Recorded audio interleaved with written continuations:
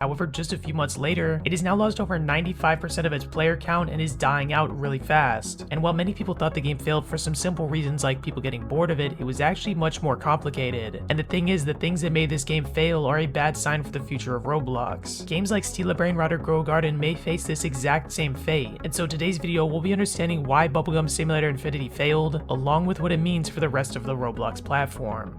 Now you see, about 5 years ago in Roblox, simulators were absolutely all the rage. It was basically the most popular thing any developer could do, and every single simulator game was blowing up. In fact, people were actually getting angry at how popular simulators were, and there were a lot of big YouTubers speaking out about how boring the simulator games had gotten. But one of the forefront games that blew up so massively in this simulator craze was Bubblegum Simulator. This game was one of the first to really blow up massively and was one of the most popular games in Roblox's history for a good chunk of time. I remember back in 2018, 2019, I was playing this game and I was enjoying it a ton, but the thing is, just like every other simulator game, it eventually died out. Despite the fact it was an amazing game that people loved and had a lot of cool things to it, sadly the game just could not hold a player count, and the reason for this was just because people would end up getting bored of it. You see, in a game where your whole goal is to spend a lot of time working and grinding to become the best, what happens after you become the best? That's the main issue with these simulator games that started to become more and more visible over time. There are countless simulator games that I remember playing and loving, but I just got bored of so fast. There's so many that used to be extremely popular, but are basically at 0 players nowadays. And the thing is, this on its own is not always bad. Of course, people are gonna get bored of a game after a while. It's very normal for people to move on to new things once they get bored of something. But where the issues started to crop up is the damages that these simulator games had done to the fabric of Roblox.